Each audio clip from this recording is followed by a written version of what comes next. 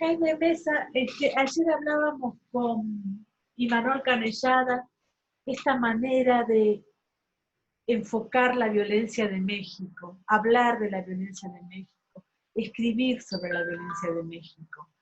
También él decía, y es una cosa que te quería preguntar a ti, que este escribir desde los márgenes les produce como un cierto afán por hablar de la violencia, de todo lo que pasa en este país. ¿Es así? Híjole, yo creo que sí, esa pregunta entraña muchas realidades y muchas respuestas, ya quizá ya no por región. Digo, conozco muy bien la literatura de Imanol, le he platicado muchísimas veces, así como tú, es de los pioneros, como de estar platicando, trabajando en su literatura, esta guerra civil que hemos llevado bastante tiempo, esta violencia que nos asalta a todos, y de repente se generalizó, se normalizó en todo el país.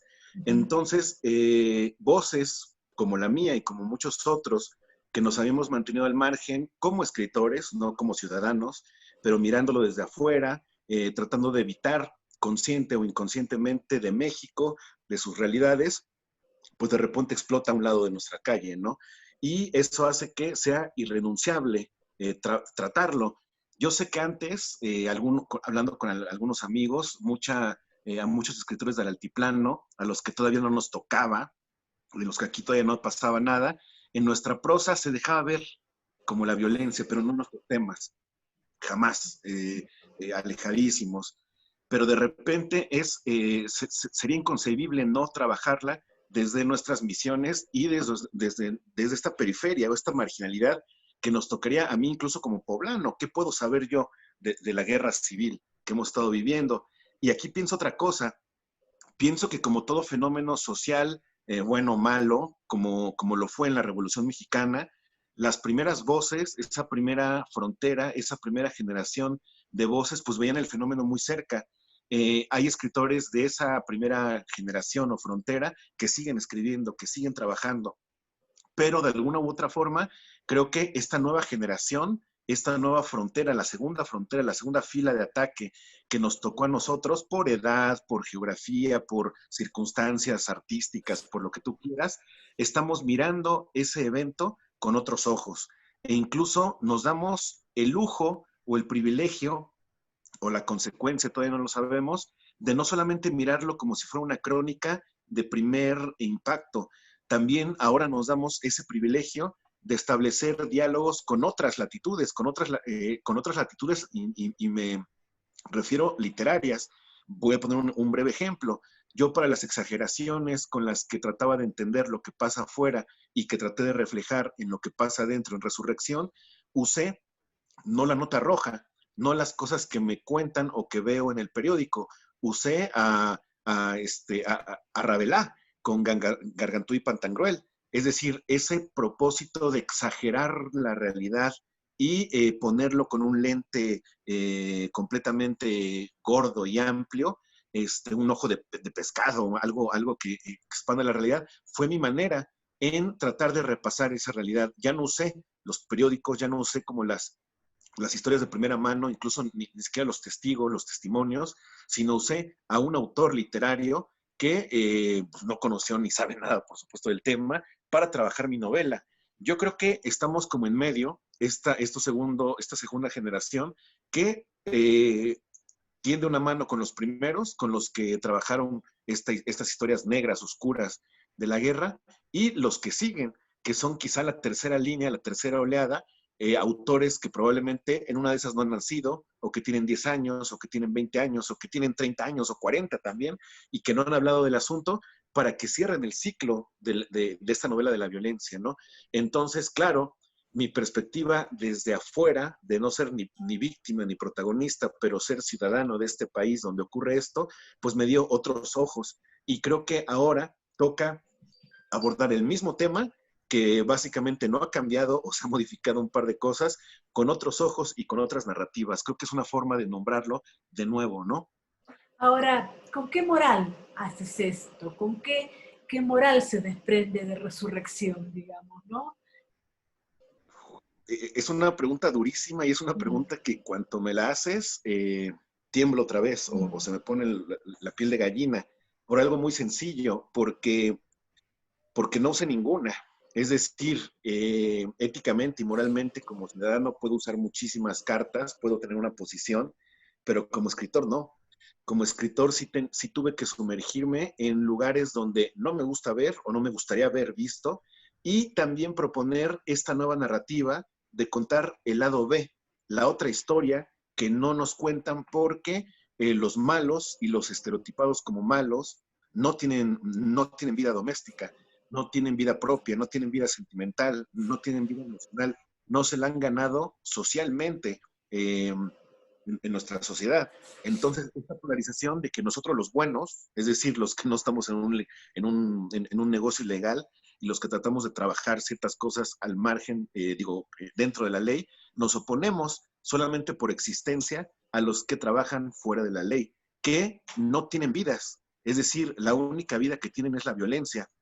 Entonces, Ah, si yo me pusiera a trabajar de alguna forma como, oye, no, los malos, hay que trabajarlos o defenderlos, que tampoco mi novela es una defensa contra ellos, pues me caería a tablas, escribiría otra novela más sobre los malos contra los buenos, ¿no? Pero el hecho de no tener un lugar específico y solamente ser un observador y una escucha de lo que está ocurriendo, le quito cualquier margen de moral o de ética o de valores o de juicios o de cualquier otra cosa para meterme a lo humano, a la condición humana, a lo que es a pesar de nosotros o a pesar de las otras narrativas. Entonces, pero eso me exigió muchísimo, sobre todo porque cuando me metí en las casas de ellos a trabajar las recepciones de cariño y sus lazos bonitos o tiernos, no sé cómo llamarlos, que tienen parangones con nosotros, porque además, pues, no son los otros, somos todos los mexicanos, ¿no? Pues me daba mucho escalofrío estar como tratando de viciarme con esto o mandando un mensaje equivocado que era como un elogio a esa vida, ¿no? Eso es lo que yo no quería, pero fue correr el riesgo de esto, ¿no? Fue una de las partes más difíciles de escribir la novela. ahora, ¿cuándo aceptas, admites que la violencia también viene del Estado y que esa violencia no está fuera de la ley, al contrario, está con la ley? Otra vez brutal la pregunta, y creo que la novela es una declaración de que la violencia viene del Estado y de que la violencia viene de la desprotección del Estado y de que las decisiones que a veces tomamos, y hablo en plural, centrándome probablemente en muchos de ellos, y todavía sigo usando el ellos para alejarme, pues fueron medidas desesperadas.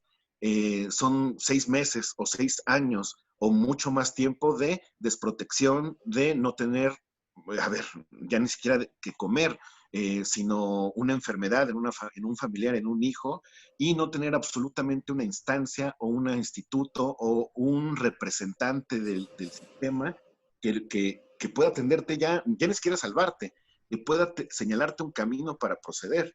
Si es eso, que básicamente es lo que se ha hablado, que los potenciadores de la violencia pues son sí la desprotección económica, sí la desprotección en salud, sí la desprotección cultural y educativa, por supuesto, pues nos hace señalar a un culpable. Y ese culpable se ha propuesto contar narrativas muy adecuadas para sembrarnos una única cosa, miedo. Entonces, el miedo nos hace polarizarnos y entonces lo que estamos diciendo, verlos del otro lado y señalar y pensar en el mal, pensar que son malos de nacimiento, pensar que ese camino es el único que podíamos tener y pensar que la culpa es de ellos, siendo que la culpa pues, es del sistema, por supuesto, ¿no? Esto es algo creo que se ha establecido desde hace muchísimo tiempo, pero que las narrativas del miedo, es decir, no es fácil vivir en ciudades o en pueblos o en cualquier lado de México, donde las narrativas de los medios y de los comunicados y de las autoridades son la violencia, hay terrorismo, nos están matando a todo mundo, no salgan a la calle, está terrible porque ellos no, son desalmados, son completamente desalmados. Obviamente lo que nos hace es no salir, refugiarnos y no entender que probablemente eso que sabemos de lo que sabemos, alguien lo construyó, un guionista del sistema lo construyó para que estemos así, pero probablemente la novela es un grito en una sola dirección. los culpables no son probablemente ellos, sino están en otro lado, y todos básicamente, a ver, no somos víctimas, tampoco es entrar en eso, pero somos jugadores o actores de un teatro mucho más amplio, que es los buenos contra los malos, o yo me meto a esa vida porque me gusta y me da placer, ¿no? Que, a ver, no descarto que debe haber una mínima parte de esa perversidad y psicosis que te obliga a estar ahí y por gusto, pero muchas veces es porque estás contra la espada y la pared por medio del Estado y de los sistemas que están como para manejar todo esto, ¿no? Sabemos que el poder, el dinero, los grandes temas que desde siempre han dominado a ciertas mentes, a muy pocas mentes, pues cobijan y embadurnan todo un país como México, ¿no? Entonces, por supuesto, sí creo que esa parte debe observarse muchísimo más. Para enfrentarte a este guionista del sistema, tú eliges San Juan Betulia, eliges a Dantenier, no dices precisamente que es México, haces como una ciudad, un país ilusorio, pero por supuesto que todos aceptamos que es el país que conocemos, y a partir de ahí empiezas a narrar esta historia que es absolutamente trepidante, ¿no? Sí, una de las cosas que me asigné, creo que al principio, a ver, fueron varias, pero aquí tú diste el clavo en alguna. También se nos ha vendido desde hace tiempo la idea de un solo México, y que Claro, este México toma tequila, es de mariachis, y sí. que tiene una sola dirección. Y eso es completamente absurdo. Hay unos 200, 300, 400, no sé, casi el número de lenguajes, de idiomas que hay en este país y de regiones, puede haberlo de países llamados México, ¿no? Pero este no saber, este encontronazo que tenemos entre los Méxicos, pues produce bronca, porque entonces es el sur contra el norte o el norte contra el centro. Y tendría que ser más bien una pluralidad de voces en entender que todo eso somos todos, y que da igual los localismos si no estamos hablando de una sola cosa. Es decir, una sola cosa que es comunicarnos, que son muchas cosas. Entonces, con este quitarle las banderas, con este quitarle los desplazamientos de un lugar a otro, con este nombrar, aquí es el norte, aquí es el sur, y el sur, el norte, el altiplano tienen la culpa. Traté de quitarle esos títulos durísimos, esa responsabilidad de ser del norte, ser del altiplano, y entonces confundirlo para fundar un nuevo país que es muchos países al mismo tiempo, una suerte de Aleph que funciona así en cuanto a los tiempos de los que hablaba Carlos Fuentes y en cuanto a los territorios de los que estamos hablando ahora. Otra cosa que me interesaba mucho para quitar responsabilidades es que si te fijas, o bueno, está sembrado porque todo hace parecer que los Mier son narcotraficantes, pero no hay una sola mención a eso. Es decir, eso está marcado por ahí, nunca se habla de toneladas ni de kilos. Ellos pueden ser traficantes, o sí sabemos que es algo medio ilegal o oscuro, pero nunca sabemos completamente qué es, no se nombra. Y al no nombrarse, pretendo tampoco, a ver, pretendo aliviar esta otra narrativa que nos han contado de que todo es culpa del narcotráfico, ¿no? Hay muchísimos más negocios, probablemente muchos más fuertes y duros y terribles para México que esos, y que no se nombran. Y que no se nombran porque es mucho más fácil meternos a esa guerra contra el narco, que no, es una guerra contra otras cosas, es una guerra contra sí mismo, contra el Estado mismo, ¿no? Entonces, esa desinstalación que también hice en el asunto de los léxicos, el léxico, el idiolecto o el sociolecto, por así decirle, que se habla en toda la novela, es uno solo que todos entienden, que todos hablan, y está confundido o mezclado entre léxicos del altiplano, de Sonora, de Chihuahua y de Monterrey, mezclados sin razón alguna, porque alguien de Monterrey nunca va a hablar como alguien de Sonora, y alguien de Sonora tampoco de Sinaloa, y menos alguien de Puebla o del DF, por supuesto que no, pero desinstalados de sus lugares de origen y mezclados, entonces todos entendemos lo mismo al mismo tiempo. Este clímax como lingüístico, si lo puedo decir así, que también contribuye a borrar las fronteras, lo uso en cuando a uno de los sicarios, que es un indio sicario, les dicen, y los agarran así para que no puedan, si lo están torturando, no puedan confesar, porque pues nadie les entiende. Hay un capítulo inentendible de 4 páginas o 3 páginas, donde este idiolecto o sociolecto lo potencio hasta las máximas alturas, donde es imposible entenderlo. Parece que es español, parece que a veces suena como Monterrey, pero no, porque se niega a sí mismo. Y otra vez, absurdo o romper las costuras de esta realidad, incluso del lenguaje, pues pretende eso, romper el territorio y no echarle la culpa a nadie, ¿no? Todos vivimos en este México plural y aléfico, ¿no? Se puede decir, o al menos alef, ¿no? Entonces, bueno, todas esas camisas sirven como para vestir esta novela, ¿no? Andrés Manuel López Obrador nos hizo ver que no solamente era el narcotráfico, sino que estaba también el tema de la gasolina. Pareciera ser que hay como cierto cambio en nuestra sociedad a partir del gobierno de Andrés Manuel. ¿Cómo lo ves tú? ¿Qué piensas tú? Creo que estamos, a ver, iba a decir que estamos muy cercanos al fenómeno otra vez, y muchas de nuestras conciencias de lo que está pasando, primero era mucho júbilo, mucha esperanza, porque era un cambio necesarísimo, y después vino una suerte de compensación con la realidad, es decir, sí, pero no. Por supuesto, es innegable todas las cosas que se han descubierto, todos los fideicomisos, todo el asunto de la gasolina, y de repente se confunde como lo tenemos aquí, el fenómeno se confunde y todavía no logramos explorar qué es. Es decir, pasó Andrés Manuel de ser el gran salvador al gran diablo o al gran otro antagonista. Creo que es muy cercano para ver lo que está ocurriendo. Es indudable que hay varios desaciertos, y es indudable que hay varios señalamientos nuevos. Es decir, insisto, se cambió de nuevo la narrativa, y entonces lo que tú dices es muy cierto. Oigan, ya no solamente es el narco, es también esto, pero bueno, también hay muchísimas otras cosas. Es interesante poner en la tabla el asunto de los fideicomisos, y no hablo de los fideicomisos que todos conocemos del cine, que funcionaban, que estaban establecidos, sino de estos cientos y cientos y cientos que con pruebas venían trabajando hace muchísimo tiempo y no hacían absolutamente nada. Entonces, eso es igual, o no sé si igual de grave, habría que consultarlo con un sociólogo, pero se pone al lado de los otros crímenes que han ocurrido durante mucho tiempo. Entonces, Sí, perdón, probablemente, perdón que te interrumpa, pero por otro claro, lado, me cuesta ver a Andrés Manuel con la oposición que como miembro de la cultura estoy totalmente insatisfecha como estamos todos, digamos, ¿no? Quisiera tratar de separarme un poco de eso y ver hacia dónde va el gobierno, ¿no? híjole, ese es otro súper tema. En la FIL hubo una mesa interesantísima entre dos, un economista, ahorita te digo el nombre, y el otro autor, que se me acaba de ir también el nombre, ahorita te lo pongo, Sandel y este, Arari, ¿no? exactamente, donde platicaban un asunto que tenía que ver con la meritocracia y el odio que la izquierda le tenía a la meritocracia.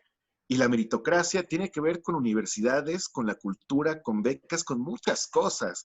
Es decir, no lo disculpo ni lo pongo, pero lo que voy es que trato de buscar una explicación de esto que estás contando, ¿no? De, a ver, ¿por qué pasa eso en ese momento?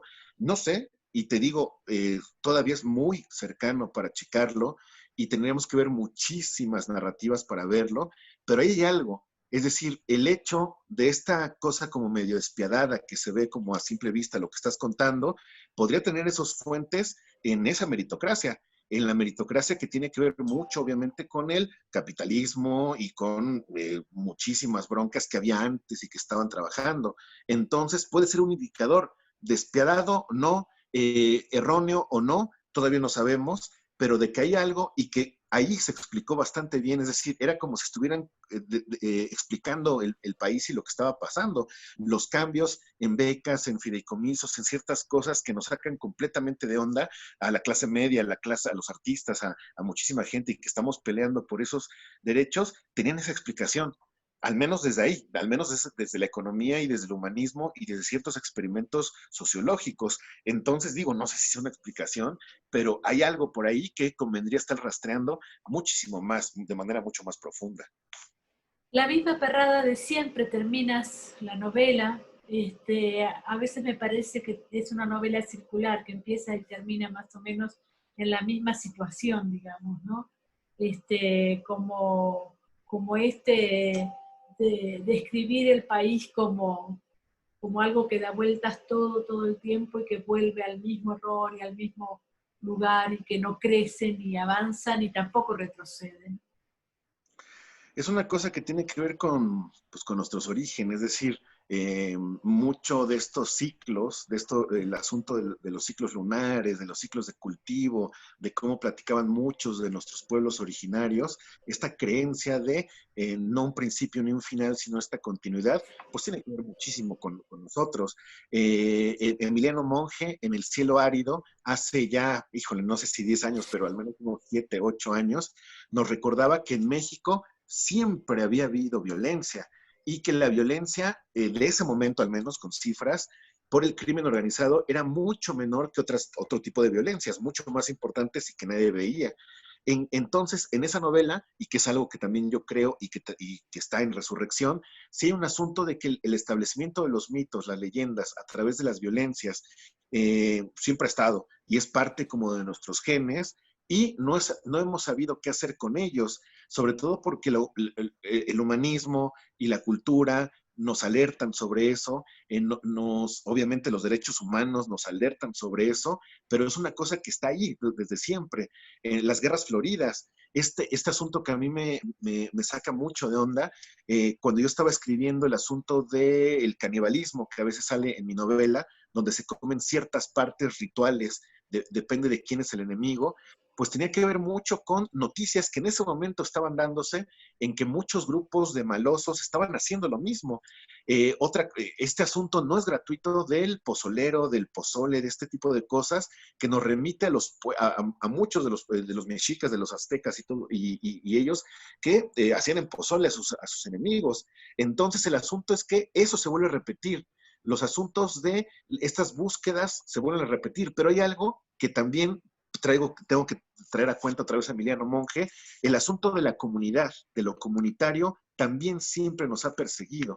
Entonces el asunto que creo que podía redimirnos o llevarnos una especie de resurrección ahora sería volver a lo comunitario. Es decir, las autodefensas no es un síntoma aislado de cómo nos comportamos bien en comunidad.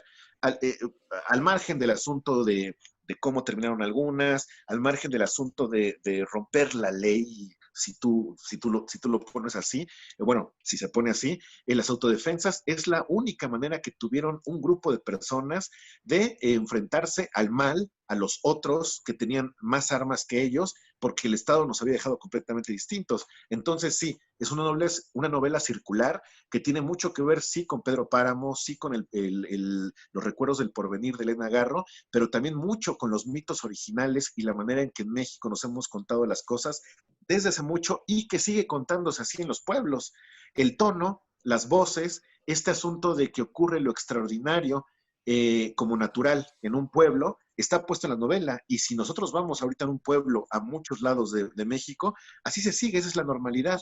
Y la normalidad también con la violencia, pues se sigue. Entonces sí es circular, pero a ver, podemos seguirle diciendo, pues sí, siempre ha sido así en México, vamos a seguirle. No, puede ser el establecer algo para conectarlo con la comunidad, con lo comunitario. Y de esa forma, pues bueno, entender, entender los síntomas y ir hacia un futuro mucho mejor de estos muchos Méxicos que existen, ¿no? Van las dos últimas. La primera, precisamente, que es que en contra de la comunidad, los medios a veces están en contra precisamente de lo comunitario, ¿no? En ese sentido, el periodismo me parece que tiene que además hacerse como una gran culpa, digamos, ¿no? Porque, ¿cómo ves tú el periodismo? Teniendo en cuenta que son muchos los escritores que me dicen, no es el crimen organizado el que organiza la violencia, no es algo que está mucho más allá. Entonces, lo que digo es que los medios alimentan esa cosa del crimen organizado, con el Chapo, con con lo otro, y no se hacen absolutamente cargo de nada, ¿no? Por supuesto, es decir, ahí se nota todo lo que hemos estado platicando, ¿no? Es completamente sorprendente, y eso es una de las cosas que me hicieron escribir la novela, que de repente no sabemos nada, no sabemos nada. Algunas voces independientes saltan por acá, pero son acalladas trágicamente o no tienen los recursos para llegar y contar una gran historia en algún medio donde muchos lo veamos. Y de repente en la televisión o en los medios pues, oficiales, los muy cercanos al Estado, los que cuentan esas realidades, de un día para otro nos cuentan todo. Nos cuentan diarios, fotos, cámaras, confesiones, llamadas telefónicas y de repente lo sabemos todo. Y nos da la apariencia de que se descubrió, lo lograron y que ahí estaba el misterio, que ya no hay misterio y entonces que podemos estar un poco más tranquilos. Pero si entonces empezamos a analizar esa narrativa de cómo los capturaron, por qué tenían una hoja de un diario, un mensaje, por qué salió en este momento y no hace un año, hace un mes, empezamos a ver que está condicionado todo esto. Esa es una explicación facilísima, pues tiene que ver con la cercanía al poder y el dinero. Yo tengo la suerte de estar cerca de muchos periodistas independientes que están en Puebla, en México, en Latinoamérica, arriesgando, claro, sus vidas para contar las otras historias. ¿Cuáles problemas tienen ellos? Los problemas, pues, de difusión, de llegada. Es decir, Lado B, por ejemplo, uno de los pocos medios independientes que hay en Puebla, hace asuntos de donación para tener recursos porque no tiene dinero del Estado, porque no le pagan publicidad, como a muchísimos otros más. Entonces, ese tener que estar consiguiendo recursos para mandar a un investigador, por ejemplo, hubo una ley donde de repente van al archivo y dicen, ah, perfecto, puedes consultar el archivo, son 1000 páginas y cada página en PDF vale 75 pesos. Págalos. Imagínate, o sea, 1000 páginas a 75 pesos cada uno. Entonces, ahí está la información, pero de repente empieza a ser durísimo hacerlo. Y bueno, están por aquí, por allá, por aquí, por allá, construyendo esa historia que es la que debemos contar. La otra está contada y si prendes la televisión, pues hay 30 millones de personas viéndolo, es mucho más fácil, es mucho más rápida y da un poco de comodidad. Es decir, el hecho de que tú veas, como lo mencionaste, que capturaron al gran capo en la televisión y que ellos lo hicieron y que ya está todo perfecto y ya está en la cárcel, nos da tranquilidad y decimos, ay, ya se está acabando el mal, ¿no? Y de repente las otras voces narrativas, las que son pequeñas, la minoría que no alcanzamos a escuchar porque están en un blog, en Twitter, por aquí, por allá, están contando, no es eso, eso es esto y esto, ¿no? Entonces, por supuesto, tienen una responsabilidad enorme en difundir no esas mentiras, esa manera de contar la realidad que estamos tratando, pues muchos, replicando en retweets, periodismo como el tuyo, es decir, que se mete a fondo. Yo he visto muchas veces cómo trabajas un tema, ya no hablemos de lo de Maradona, por supuesto, que fue un tema que viste de todos lados, sino de otros lados, y ese detenerse en un tema y verlo de muchos lados requiere tiempo, requiere esfuerzo y requiere mucho valor. Entonces, eso lo hacen no pocas personas, porque lo están haciendo muchas personas, pero sus voces están por aquí, por allá, por aquí, por allá, por aquí, por allá, y parece que nos come la otra narrativa. La narrativa, pues podría ser la narrativa oficial, ¿no? Pero claro que tienen responsabilidad. Bueno, la última es preguntarte, a lo mejor incómodamente, si cambiaste de editorial, cómo fue irte de Penguin, llegar a Océano.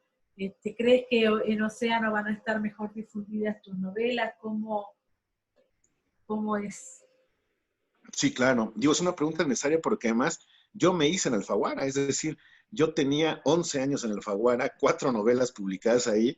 Marisol Schulz, que fue la directora que me abrió las puertas hace 11 años, me publicó mi primera novela cuando yo no había publicado nada. Yo estaba muy cómodo en Alfaguara, me sentía, a ver, yo siempre lo he dicho, tenía el alcance de una editorial grande como Alfaguara, pero el trato de una editorial independiente por una persona, por Ramón Córdoba. Ramón Córdoba yo hablaba todo con Ramón Córdoba, era el único, digo, los directores sí, pero él, con él hablaba, con él hablaba, con él hablaba. Él revisaba mis novelas, él me hizo parte del escritor que soy, él me decía sí, no, él me iba como cobijando en todo el aspecto mediático, administrativo, de los contratos, de todo, él fue con esa carrerita. Como tristemente sabes y saben todos, Sí. él murió eh, muy joven y pues tristemente. Y cuando pasó eso, digo, no fue lo primero que pensé, por supuesto, eso vino con los meses y con las semanas, pensé que yo estaba ahí sobre todo por el editor, por alguien que ya no te editaba como casi nadie te edita. Es decir, Ramón podía sentarse todo un día en su oficina, conmigo enfrente, a trabajar mi novela, 8 o 7 horas trabajando con un autor. Eso ya no hay tiempo para hacerlo, es dificilísimo encontrarse una persona así. Entonces, cuando ocurrió eso, aunque hay editores interesantísimos con los que trabajé, al menos conocí allá adentro, como Eloísa, que ahorita trabaja con Random House, con la que trabajé, la mujer inexistente, ya se había ido Ramón. Y eso, esa ida de Ramón, que fue muy dolorosa para mí, en la que, pues, Alfaguara es Ramón para mí, por supuesto, él hizo mucho del sello, se juntó con el lado de que esta es mi novela más disruptiva, loquísima, especial, y yo decía, a ver, no, ahí tengo las novelas realistas, las novelas de Jaime, las novelas con mi tema de siempre, y no está Ramón incluso para dialogar de esta nueva novela. Eso me hizo buscar, ir preguntando, viendo, buscando, oliendo, y pensé desde un tiempo en algún momento en Pablo Martínez. Para mí, Océano, además de todo el equipo que ahorita ya conozco, no los conocí antes, pues yo había hablado muchas fields con Pablo, como lector, como amigo, como todo Pablo esto. es un gran editor, un gran Pablo es editor, un maravilloso excelente editor. editor. Y entonces en algún momento cuando hubo esta chance le dije, oye, tengo algo rarísimo que no te va a gustar o no sé si te guste y que no sé si se puede publicar y que es un monstruo. Y dijo, a ver, sin compromiso. Lo leyó, le gustó muchísimo y él fue uno de los que, como Ramón hacía con las otras novelas, volvió a este libro posible. Entonces me cambié, por supuesto, a Océano porque yo buscaba un editor, más que una editorial, un editor. Y en Pablo me encontré una persona valiosísima que estoy contentísimo con Pablo, ¿no? Es decir, ahí esa cercanía, ese profesionalismo, tiene tanta experiencia y además una cosa que yo aprecio, me sabe leer, lee y me dice esto sí, esto no, esto lo quisiste decir por esto. Y creo que uno de los ejemplos interesantísimos de mi trabajo editorial con él es el respeto absoluto que tuvo ante varias maneras que yo tengo del estilo, pero sobre todo el capítulo de las 4 cuartillas inentendibles, que Pablo las hubiera visto y hubiera dicho, ok, voy a dejarlas pasar cuando esto no se entiende y no podemos publicar una novela en español algo que no se Que no se entiende. entiende. Por supuesto, imagínate que iba a decir el lector, Claro. oye, ¿por qué están publicando estas locuras? Él lo dejó pasar porque lo entendía en la novela. Entonces, eso fue, la desgracia fue la muerte de Ramón. Y pues bueno, me encontré como en muy buenas manos y ahora estoy contentísimo con Océano. Y creo que sí cambió como mucho este salir de aire. Ya tenía mucho tiempo siendo escritor allá y ahora sí recomponerse de otra forma y me ha venido muy bien. Me gusta mucho como el asunto. Incluso estoy escribiendo una novela mucho más rara que Resurrección y pienso que Pablo, pues al menos se lo va a leer y al menos me va a aguantar y me va a decir qué piensa, ¿no? Pero por ahí va. Bueno, muchas felicidades, ¿eh? Y un abrazo Gracias, enorme. Mónica. Gracias por tu tiempo.